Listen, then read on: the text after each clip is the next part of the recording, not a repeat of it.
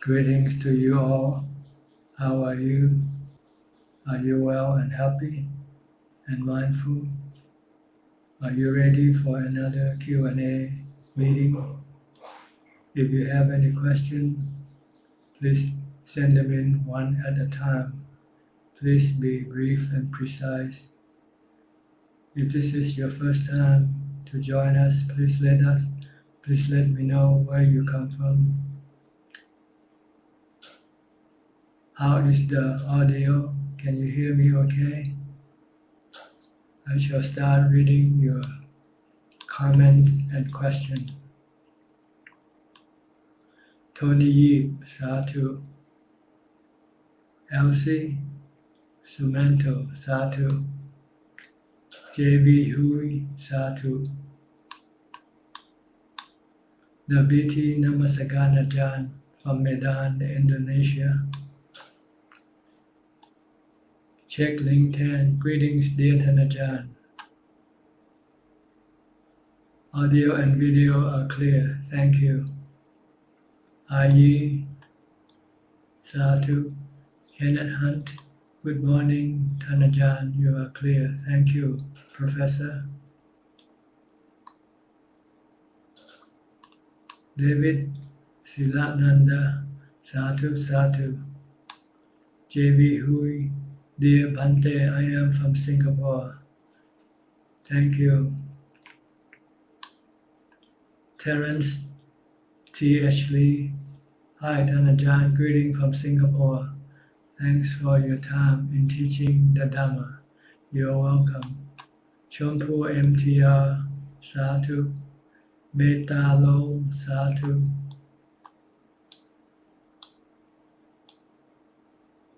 Kwan Patum Napa, Satu. Anton Vijaya. Good afternoon, Ajahn. Why humans have to be born if only for living and suffer?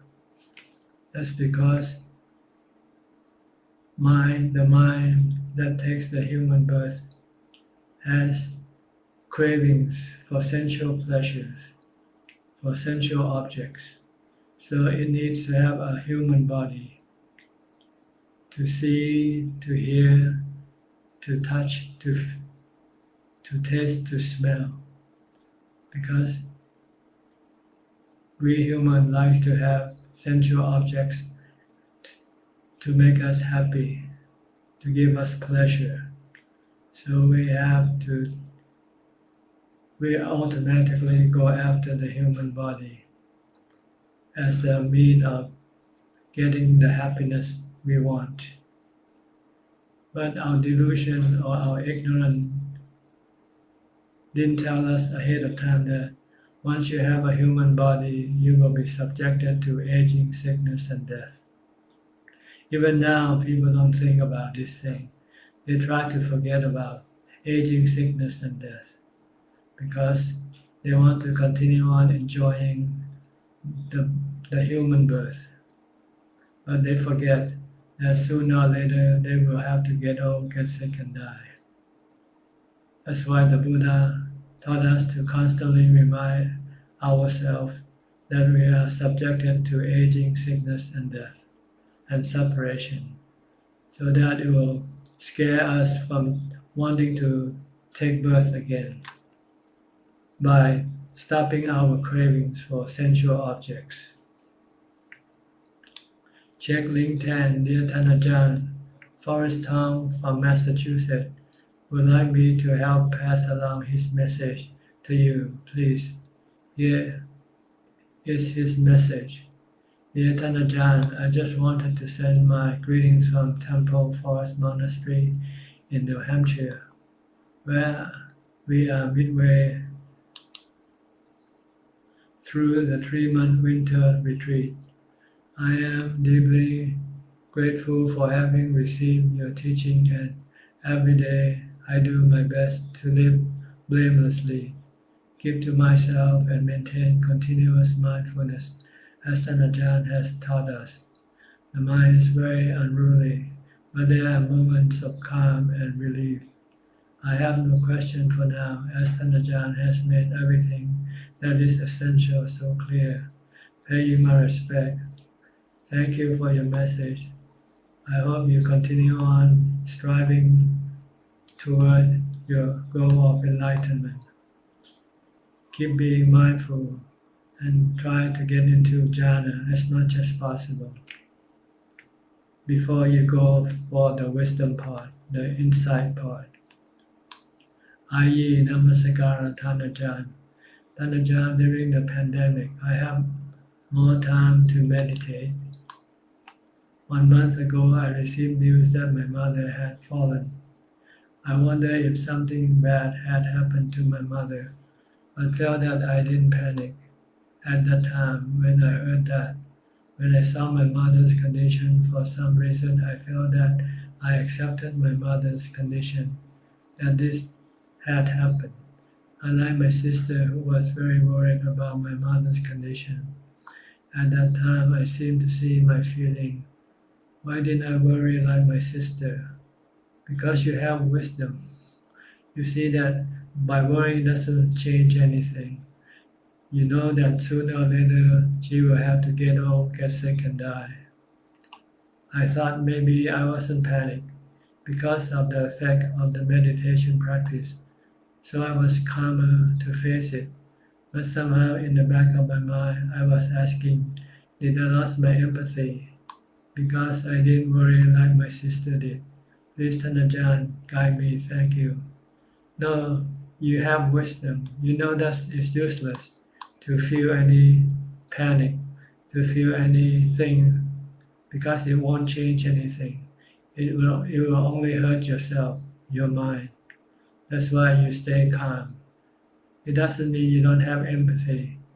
You still look after her, and you try your best to help her as much as you can. So there's plenty of empathy, but there's no worry, no panic.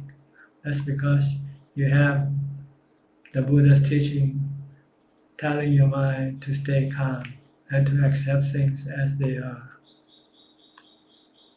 J. V. Hui. Dear Bhante, if a person that we need to ask for forgiveness no longer contactable or not around, what should be done? We should just remind ourselves and forgive ourselves and try not to do the same mistake again. Asking forgiveness is a show of acceptance of your fault, of your mistake. This is the purpose of asking for forgiveness, not to get forgiveness from people, but to show that you are wrong in doing what you did, and you will try not to do it again. So it doesn't matter whether the person you want to ask forgiveness is around or not, because the goal is to teach yourself to realize your fault and try not to repeat it again. Joanne Lim Chui In. Good afternoon, Ajahn. May you be well, strong, and happy. Greetings from Malaysia. Thank you. Aseng, greeting Prajan and everyone. Sunny Lim, good day, Ajahn Suchart. Thanks so much for teaching us the Dhamma. Sadhu, sadhu. Tek Seng Tan, watching from Malaysia. EOSC, thank you, Thanajan, for your valuable teachings. You are welcome. Vilim Suki Hotu, Ajahn, sadhu, sadhu. J. V. Hugh, dear Pante, should we move on and forget about the past? Yes.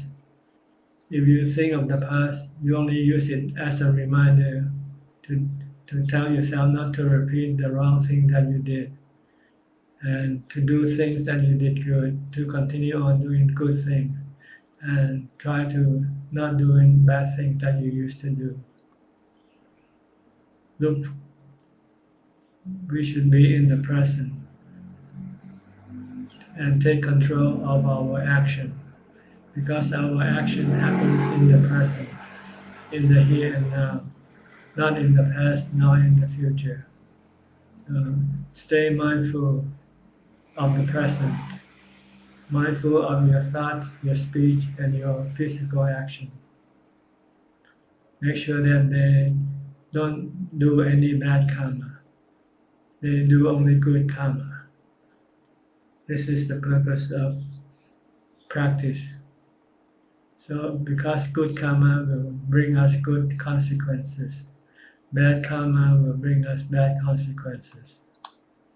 Tony, dear Ajahn, good afternoon. When Pante asked me to fetch him for get his own medicine, and after that, at the same time asked to fetch him go back or check him bank account statement because someone transfer money to offer him. Is it I break my precept? Hope Ajahn advise me. Thank you. Sadhu. I don't see you breaking any precept here. You're helping someone, you're helping Pante to do something for him. And it's not breaking any precepts. So I don't see that you have broken any precepts. Kenneth Tan Key-Bok, greetings Ajahn. May you be well and happy. Greetings to you. Anilam Sadhu.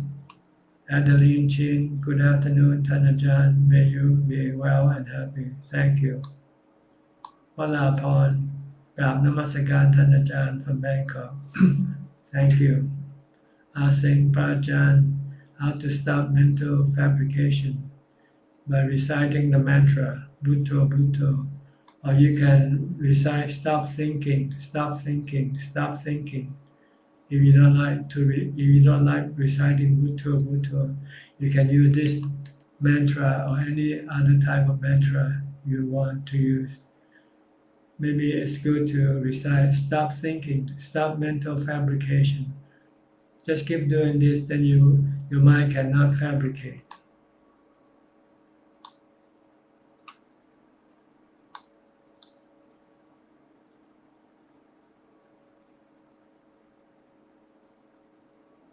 You do this all the time while you go on doing your daily activities. Whether you're doing anything, and if you don't have to think, keep reciting Bhutto or keep reciting stop thinking, stop mental fabrication. This will then stop your mind from fabricating things. Tane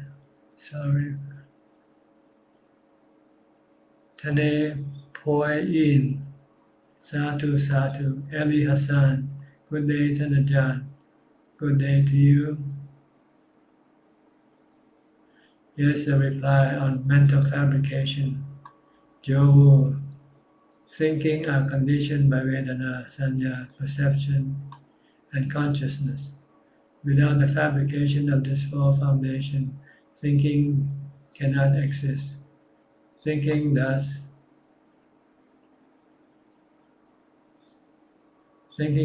cease finally. It was thinking that is very misleading and is the greatest hindrance in vipassana.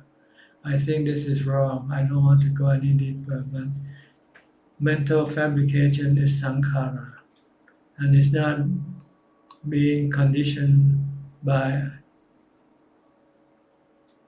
Vedana, Sanya, perception, and consciousness. I think you misunderstand, but I don't want to argue. If this is your view, that's okay. Gek Yen So, greeting Tan Ajahn. May Tan Ajahn be well and healthy. Thank you. Patsy Chung, Sadhu Sadhu. Brownie Nguyen, is there a level of concentration or jhana where one can reach to find their loved ones who have passed on to? Yes, there's a level of jhana called I can't think of the word. One type of samadhi called upajara samadhi. Upajara samadhi is the level of samadhi in which you can enter into you can connect with other spiritual beings who has no body. Like the Buddha, he used this type of samadhi to contact his mother, who passed away when he was born 7 days. Then he taught her the Dhamma until she became a Sotapanna. You have to have the ability to enter into Upajjhara Samadhi. Upajjhara Samadhi happens after you enter into the 4th jhana. Then from there you move a little bit out of the 4th jhana, but not into the 5th jhana, somewhere between the two.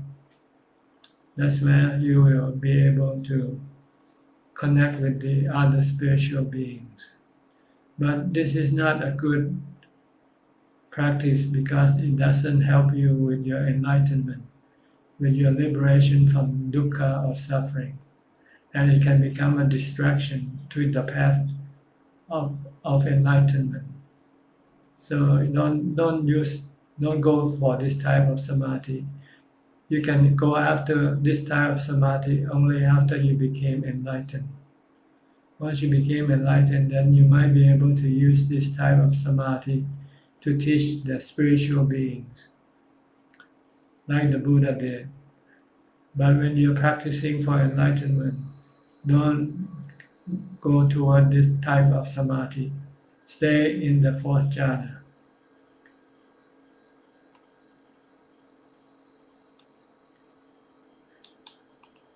Because what you need is ubekkha, which you will get from the 4th jhana, but you won't get from the Upajjhara Samadhi. Without ubekkha, you will not be able to resist your cravings. When your wisdom tells you that craving is the cause of your dukkha, you will not be able to stop it.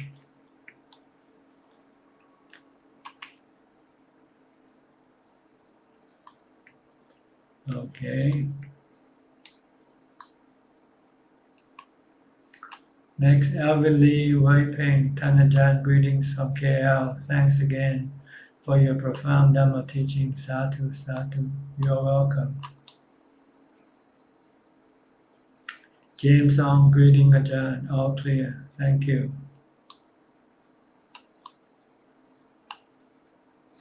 Adi Aha, sadhu. J.V. Hui. J.V. Hui. Dear Pante, how often should a person contribute to dana and how much is considered enough? It's up to you. You can contribute from 10% of your wealth, 1 to the 100% of your wealth, your surplus wealth, the money that you don't really need to keep for yourself. That you can give away 100% of that surplus, or anything less is up to you. Because this surplus will not do you any good if you keep it. But if you give it as a dana, then you will get merit. This merit will send you to heaven after you die. And also lessen your attachment to money, to wealth. And lessen your greed for wealth and money. So the more you give, the better it is for you, for your mind. Your mind will become less attached to wealth and money. With less attachment, there will be less suffering. With less greed, you will have more time to do Dhamma practice. If you have greed for money, you'll keep going after money, and you won't have time for Dhamma practice.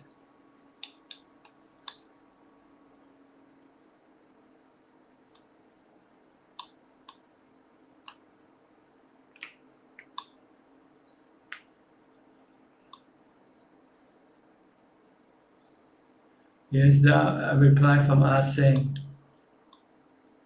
J.V. Hui.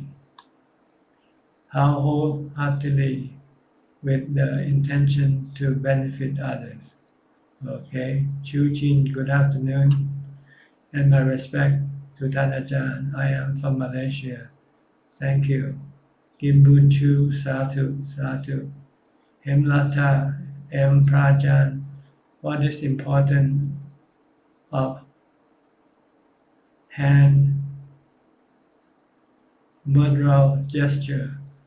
I don't know, we don't use it in Theravada Buddhism. We don't use any hand gestures for any purpose.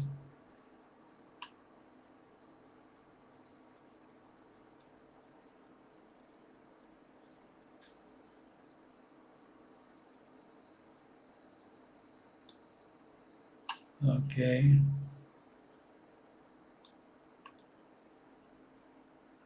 Some of your questions I might not be able to answer because I don't know.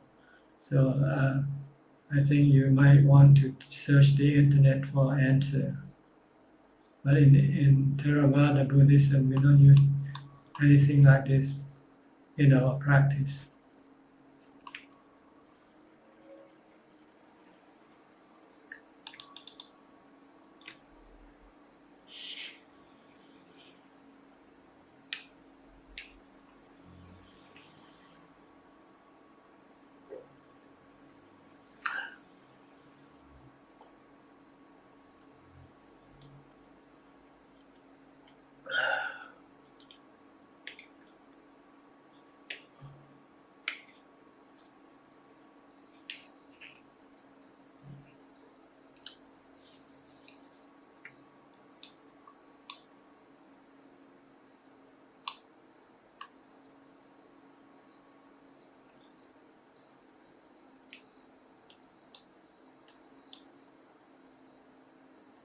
Looks like we don't have much question today and not much participant either. There's about 38, 43 now watching live. Normally it used to be about 60. So quite a lot of absentee, probably busy doing something else. Doing anything is not good for the mind except doing the Dhamma.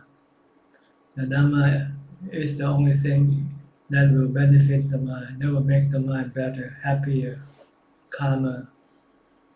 Everything else can make the mind more restless and agitated and more stress to the mind. So try to lessen your other activities and do more Dhamma activities.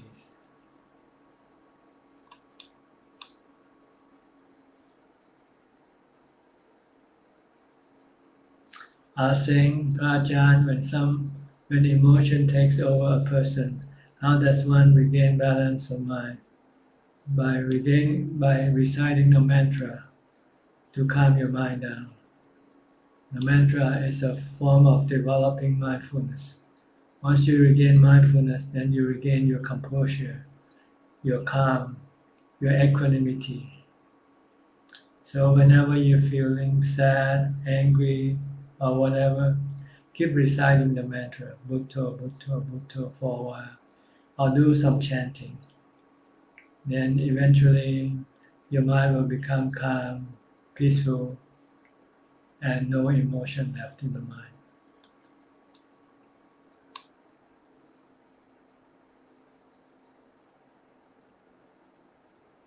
J.V. Hui, dear Bhante, how should one person care about his or her parent? Should we care about parents before others? You care for your parents like you care for yourself. Your parent is the most important person in your life, people in your life, because they're the one who give you birth, give you this life, give you this body. So if you look well after your own body, you should look well after your parents also, the same way you look after yourself. Or even better if you can. This will show your gratitude to your benefactor, which is a very important quality of a good person.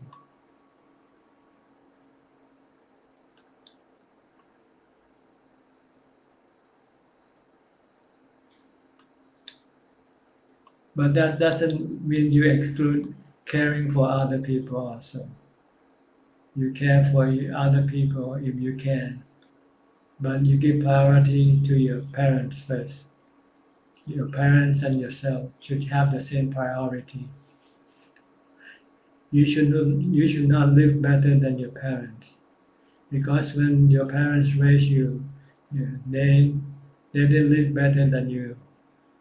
So you should be caring for them just like you are caring for yourself.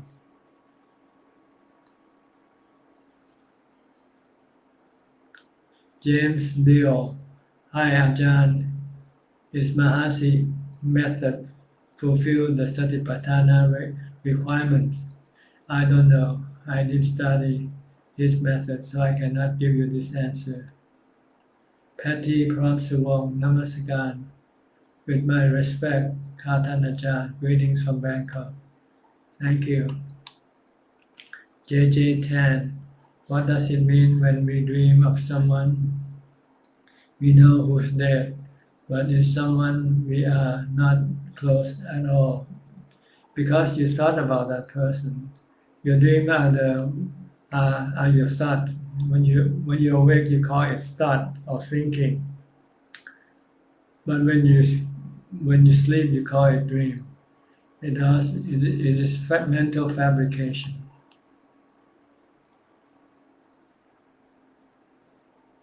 I.e., this also happened when 2 weeks ago my father got sick and died. At that time I did not panic, and I recited the chants with when my father was dying. And when my father died, I did not cry, as if accepting. My friends say I am weird and have no feelings. I am just silent to hear them say like that. I lost my father and cry. Am I unfilial because I am not saddened by the death of my father? At that time, I immediately recited Bhutto and I stopped crying. Please, Tanajan, give advice for me. Yes, you were doing okay. You were letting go of your attachment, because if you cry, you're just only hurting yourself. See? So it's useless to cry. It doesn't mean you're not filial. You are filial if you do your filial duties. So don't worry about what other people say. Keep your mind calm, peaceful, and equanimous. Because why you want to hurt yourself by crying for doesn't change anything. J.V. Hui, thank you, Pante. Ali Hassan, as Ajahn told, don't react. I got it definitely true. Because no one wanna stop. Surrounding are all kept repeating, doing same. Talk about others. Once you reacted, they will get you into their circle. Sadhu, sadhu. Thanks, Ajahn. I will keep practice as you thought. When I say don't react, I mean don't react emotionally with love or hate. But you can react rationally if you have to. If somebody say hello to you, you can react by saying thank you or how are you. But don't have any emotion regarding your reaction. No emotional reaction, but rational reaction when you have to.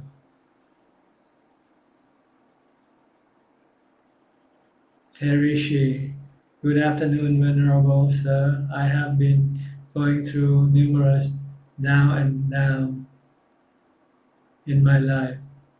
I had trusted someone from a temple I frequent, and she persuaded me to join her husband's company and help them. I used to have a normal mundane day-to-day job at an MNC, and now I feel that they are just making use of me because I am always trying to help people in general. I am tired of lay life and had also hinted my mother if I could renounce to lead a homeless life. But my mother declined my request. For this, I feel trapped in this shelter. What may I do for you, kind and compassionate guidance, Venerable? You have to take control of your life and disregard what other people say. If you want to take the homeless life, go ahead and take it, and then forget about everybody else, what they say. It's not their business. It's not their life. It's your own life. Look at the Buddha as an example. When he took the homeless life, he just took it when it's time for him to do so. If you really want to do it, no one can stop you. And it's best when you do it, don't let other people know, because they will try to persuade you. If you are not committed, then you can be affected by their persuasion. So when you decide to take the homeless life, just go ahead, jump into it. Don't let people know that you are doing it. It's your life, it's your own business, not other people's business.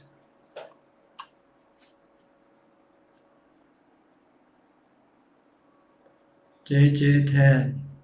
In times of conflict, is it better to physically leave situation as it is very troublesome and emotional to be in the environment? But is leaving considered avoidance, as in we did not deal with the conflict but escape from it? It depends on your ability. If you can deal with the situation, then remain where you are.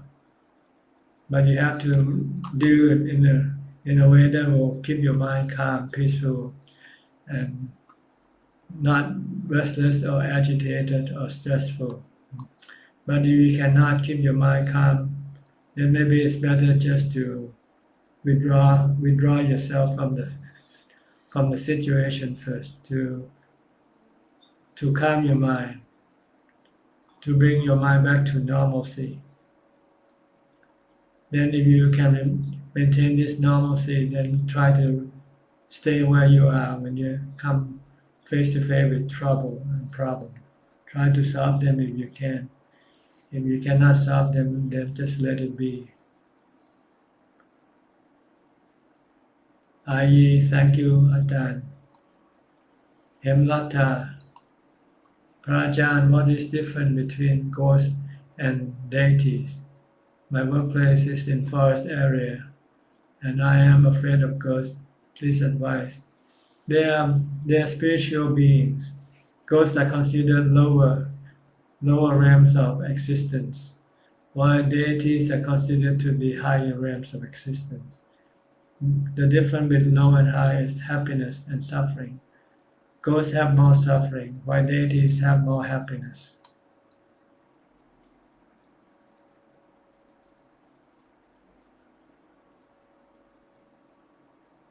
Okay. Ya Chanicha. Sadhu.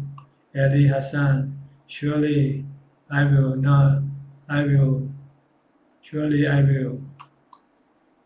No emotional reaction, just rational reaction. Sadhu, sadhu, Ajahn.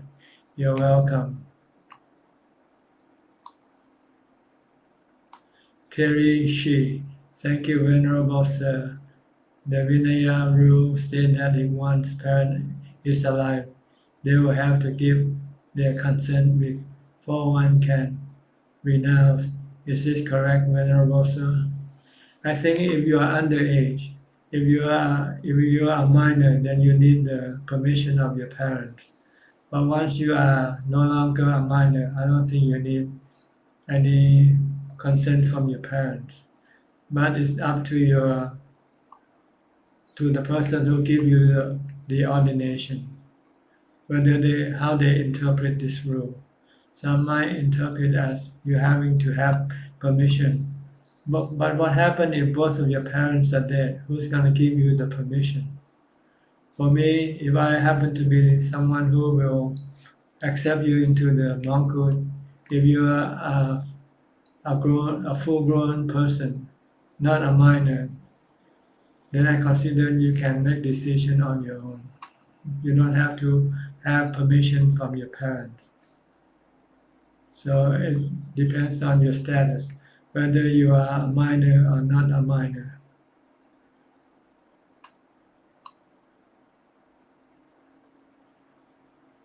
Angel Pui, good morning, Pajan. How are you? I am here to make report about my education. I am praying and meditation every day. I try to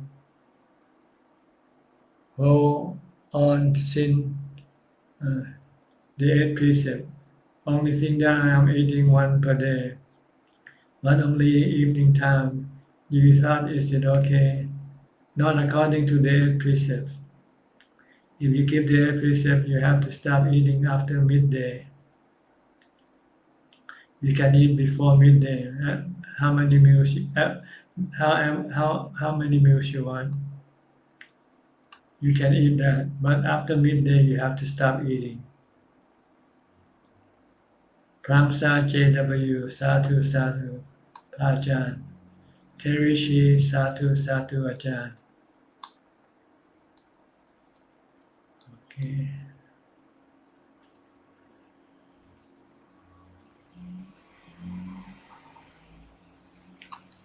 Keeping the 8 precept concerning the 6th precept. The rule is there to prevent you from eating too much, because eating too much can become a hindrance to your meditation practice, because you can become drowsy and sleepy. But the 8th precept is really for those who are meditator, real meditator, meaning you intend to meditate all day long. Then you need to keep the 8th precept. But it's not for working people. If you're working people, it's enough to keep the 5 precepts, because you're not meditating anyway. So keeping the 6th precept doesn't help you anyway. You keep the 6th precept to help you meditate, because you will not have any hindrance from overeating, from eating too much. Because when you eat too much, you can become drowsy, sleepy, and lazy, and don't want to meditate, and only want to go to sleep. But if you're not meditating all day, you don't need to keep the 8 precepts. Keeping the 5 precepts is good enough.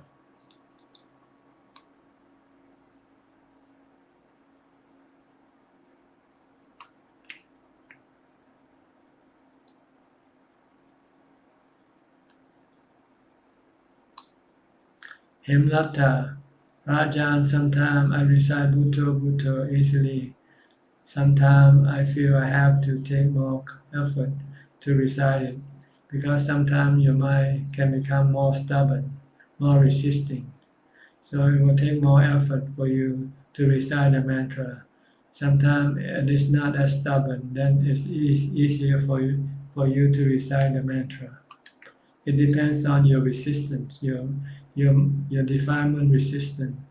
If your defilement is strong, you need to become stronger in order to beat the defilement. So sometimes your defilement is not as strong, then you don't need much effort to recite the mantra. And also, if you keep reciting the mantra, you have strong mindfulness, and you will find it easy for you to recite the mantra.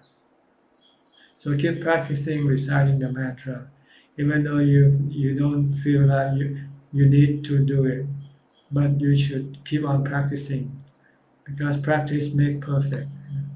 It will be easy for you when you want to use Bhutto, when your mind starts to become restless and agitated. Rudy, Fen, Ajahn, While doing anapana, should we follow the breath? Be short or long, or just watch? Just watch, don't follow. Watch at the tip of the nose. You want to keep the mind still.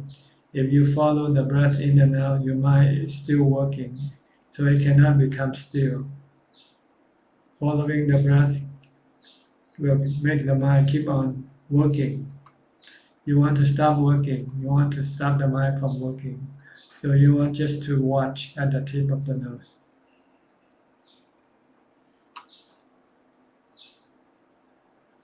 Angel Pui, thank you very much for teaching, Ajahn. I wish you a good health and enjoy your day. Thank you. You're welcome. Get Genso, dear Ajahn. Some of the devotees learning meditation from few teachers instead of focus on teaching by one teacher. What is the opinion by Ajahn about this? It doesn't matter how many teachers you have. What matters is the teaching. Are they in conflict or not? If they are not in conflict, then you can have many teachers like the Buddha and the noble disciples. All the teachings are not in conflict with each other. So you have to look at the teaching, not at the number of the teachers. If all the teachers teach the same thing, teach dana, sila, bhavana, then there is no problem learning from any teachers. But if they teach differently, then it can become a problem for you to decide which one is right and which one is wrong.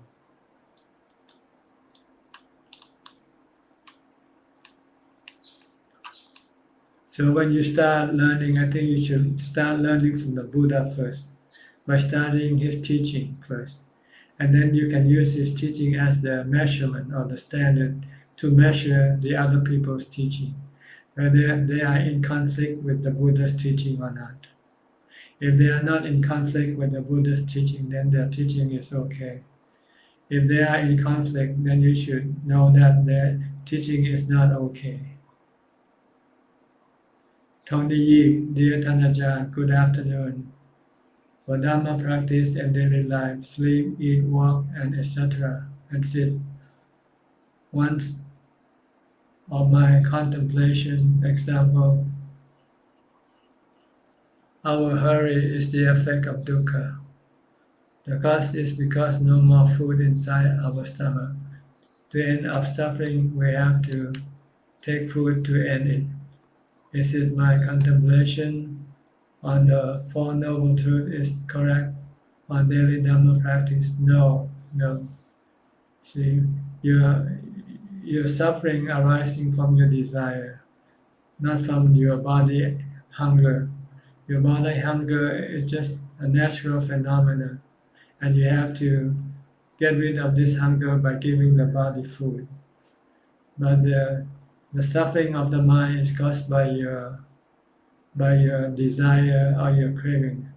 Like you suffer because you don't want to lose money, for instance. If you're ready to accept losing money, then there will be no suffering. This is the way you should look at the Four Noble Truths. Your dukkha or your suffering, your mental suffering is caused by your desire for things. You don't want to lose money, so you feel bad when you lose money. So if you accept that you will have to lose money sometime sooner or later, and you're willing to lose it, then there will be no dukkha, no suffering.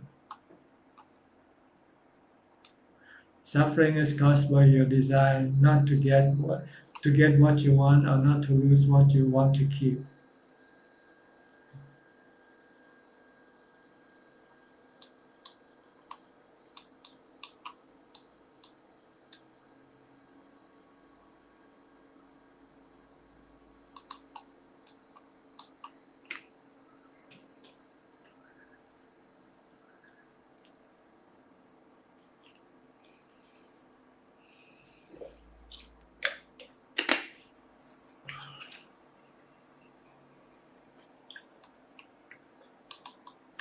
For those of you who want to know what happened to the food we get from Pindapata, today they have audio or video of people standing in line waiting to receive the extra food that we get from Bintapata at the end of the Bintapata round. So you can look at that. After the monk finish with the Bintapa, then the lay people will come standing in line at the back of the truck, at the back of the bus, and then we'll have people who help us to distribute the food to the poor and the needy.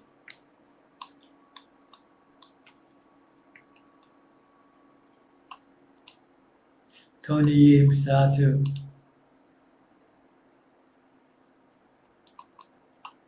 Johan Ali. Good afternoon, Tanajan. I found that stop thinking is really good for the mind. Why stop thinking everything seems to be just fine? It's just not continuous yet on my part. So I have to remind myself every time throughout the day. That's right. You can recite the mantra, stop thinking, don't think, don't think, don't think. Then you stop thinking, and then your worries will all be gone, will all disappear. Your worries, your anxiety, your restlessness and agitation will be gone, and your mind will remain calm, peaceful, and happy. Chuk boy lo, satu satu. Okay. We still have another 13 minutes left to discuss the Dhamma practice. So if you have any question that you'd like to ask, please send them in now. You still have plenty of time. If you haven't yet typed your question, you can start typing and send it in also.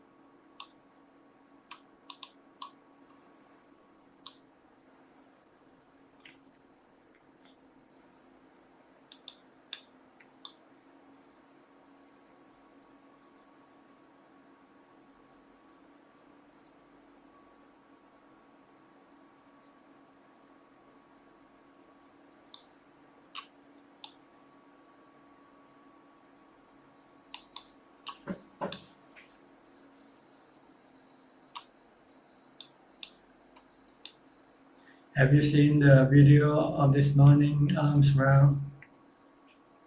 At the end of the arms round, you'll see the people lining up to receive food from us. This is what we do every day with the food that we have left, because we cannot keep it overnight anyway. We have to give away all the food that we have collected. We cannot keep it for the next day. If they are cooked food, if they are canned food, we are allowed to keep it. But normally we don't usually keep it. We just share it with those who are in need of food.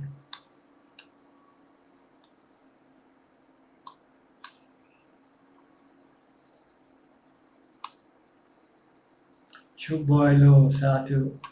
Checkling Tan. I saw the video of the Bintapata today, dear Tanajan. It's really good that the complete picture is shown where the food was distributed to a line of people who need it. Satu satu. Yes, sometimes the people who take the video forget this, so I have to ask them to continue on taking the video. After the monks finish the Bintapata, show the other part of the process. Because people keep asking me, what do you do with all this food? And they think this food will become a waste. But I can guarantee you that all the food that we have will benefit somebody somewhere. If not people, there are pets, animals also. Sometimes people, after they get the food, and if they have more left, they'll feed the dogs, feed the cat, and so on.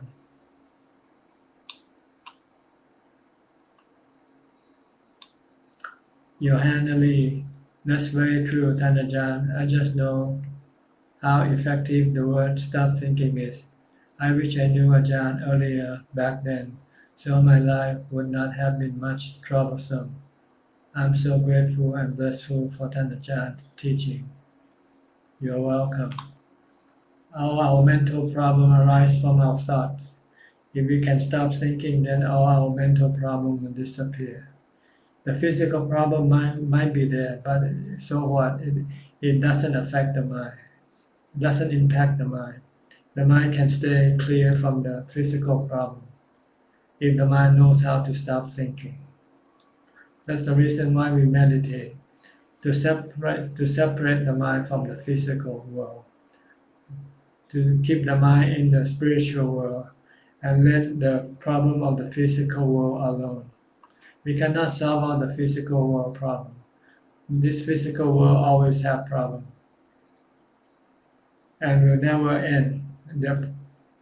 So we cannot solve this physical world problem. We might be able to do some if we can, but the goal is not to try to solve all the problem. The goal is to separate the mind from the physical problem. Don't bring the physical problem inside the mind by thinking about it. Chuk Bu Bui Lo Ajahn, can we go into jhana if we meditate sitting on a chair? Yes, it depends on your mindfulness, not on your sitting position. If you have strong mindfulness, you can enter into jhana in 5 minutes. Ong Eng, Satu Satu. Any Lam, Satu Satu. Sally Shi, Satu Satu.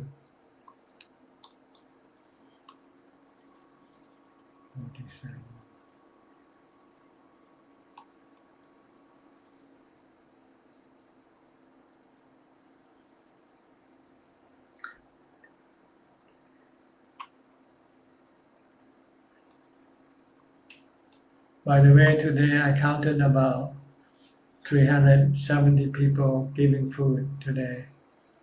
Normally on the weekend, Saturday and Sunday, it's usually around 300 to 400 people giving food. And on normal day, ordinary day, that's about 200 plus, 200 to 250 or so people giving food every day. But on the weekend or on the Buddhist holiday, it goes up to about 400 or so. And on special holiday like the next holiday, Buddhist holiday, which will be Magha Puja, this falls on the 16th of this month, I think, 2 days after Valentine's Day. So there will be lots of people giving food, maybe as high as about 800 people. Usually the people consider special Buddhist holiday a day for them to make merit.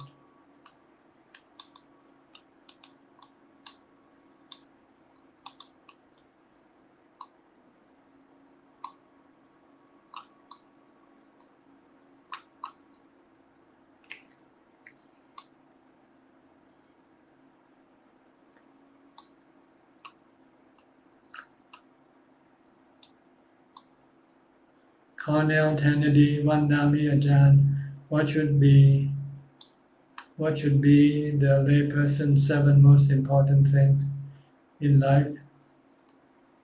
I really don't know. Is it mentioned in the suttas somewhere?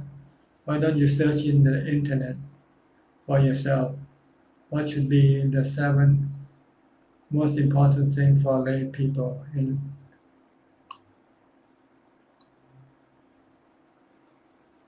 I only know 2 important things. One is to look after the body, 2 is to look after the mind. These are the most important things for anybody, lay people or monks. We have to look after the body with the four requisites of living: food, shelter, clothing, and medicine. And we should look after our mind with the three practices of Dhamma: Dana, Sila, and Pavana. These are the most important things for people to do.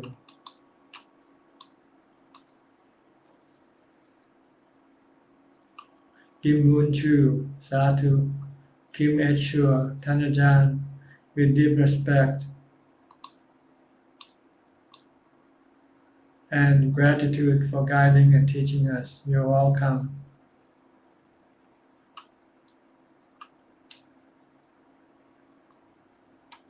Ted N. Dear Ajahn, can we enter into fourth jhana just by mentally repeating Bhutto? Yes.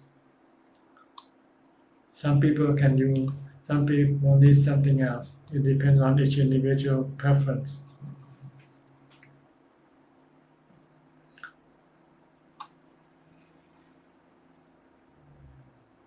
Kenneth Hunt, Thanajan, thank you for sharing the video.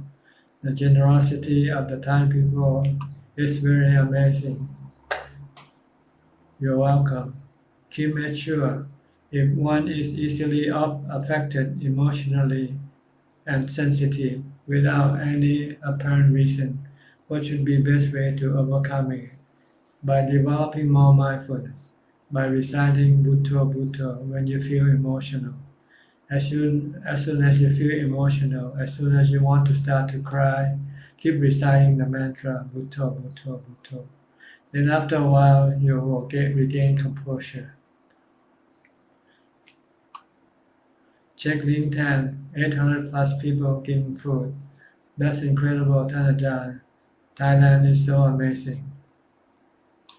You're welcome. And people came from all over the country, not just the people, not just the local people. Some people came from Bangkok, some came from nearby towns and provinces, and some came from faraway provinces also. And even some people from abroad also came sometimes. People from Malaysia, Singapore, Indonesia also come from time to time, not all the time. If they happen to be nearby, they'll stop, they'll make a point to come and give food in the morning. Okay, it looks like we only have about 2 minutes left. So I think that's probably a good time for me to close this meeting since there are not any more questions. So thank you very much for joining this meeting. I hope you can benefit from this meeting and help you advance in your practice. In the meantime, please stay safe, stay healthy, stay mindful, and keep on practicing the Dhamma teaching of the Buddha. Sooner or later, you will become enlightened. Thank you and goodbye.